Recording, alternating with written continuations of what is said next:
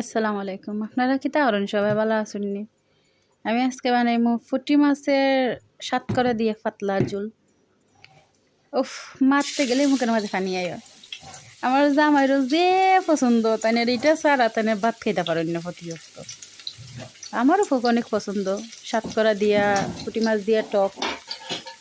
ইস, আমি বয়স দিতাম পারতাছি না, আমার মুখের মধ্যে জল আইতাছে।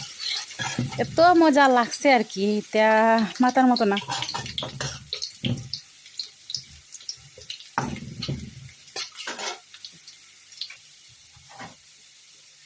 কোনো রকম ভাবে রাঁধছি, রাঁধতেও আগে খানিক দিয়ে দিছি।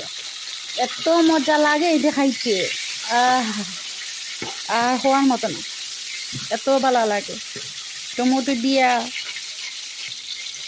লবণ, ধনিয়ার গুঁড়া, হলুদের গুঁড়া, মরিচের গুঁড়া দিয়া লাইরা ফাইরা পুঁটি মাছ চাইরা জুল দেও সাত করে দেয়া, ধনিয়া পাতা কাঁচামরিচ দিয়া লামাইলাও।